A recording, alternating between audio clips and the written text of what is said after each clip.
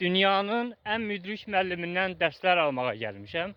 Yox, elə başa düşməyin ki, o müdrik müəllimdən dərslər almaq üçün hansısa inkişaf etmiş Avropa ölkəsindəyəm və yaxud da ki, Amerikadayam, elə Azərbaycandayam və o müdrik müəllim də Azərbaycandadır, dünyanın hər yerindədir.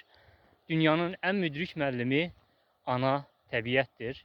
Mən hər zaman seminarlarımda dinləyicilərimə deyirəm, qəbuluma gələn konsultasiyalarımda insanlara deyirəm ki, əgər dünyanın ən müdrik müəllimi ilə tanış olmaq və dünyanın ən müdrik müəllimindən dərs almaq istəyirsinizsə, o zaman tez-tez ana təbiətin qoynuna çıxın. Mən də gəlmişəm, ana təbiətin qoynundayam. Ümumiyyətlə, mən hər zaman təbiətlə təmasda olan bir insanam. Bax, gəlmişəm, təbiətdə qarışqaları izləyirəm. Baxıram ki, qarışqalar öz işləri ilə məşğuldurlar və dərhal yadıma düşür ki, kaş ki, insanlar da bax bu qarışqalar kimi öz işləri ilə məşğul olardılar. O zaman insanın heç bir dərdi səri olmazdı. Problemlər çox asanlıqla həll olunardı.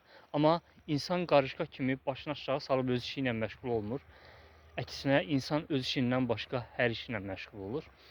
Eyni zamanda batan günəşi izləyirəm, qürub edən günəşi izləyirəm, doğan günəşi izləyirəm və bax bu doğan günəş mənim qəlbimi şükürlə doldurur. Əgər mən dünyanın ən gözəl mənzərəsi olan doğan günəşi və qürub edən günəşi görürəmsə, demək ki, mən dünyanın ən xoşbəxt insanıyam.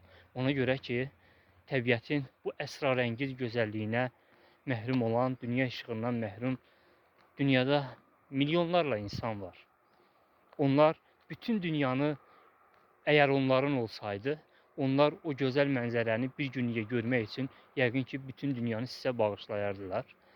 Ona görə də mən hər zaman təbiəti özümə müdrik bir müəllim olaraq görmüşəm.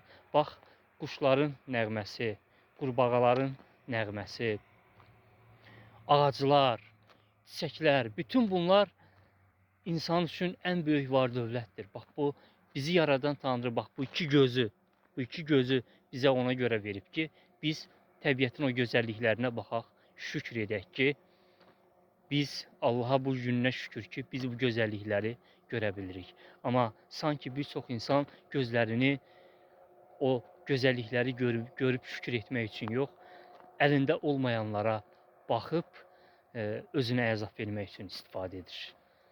Təbiət ən gözəl müdrik müəllimdir. Sevgilər.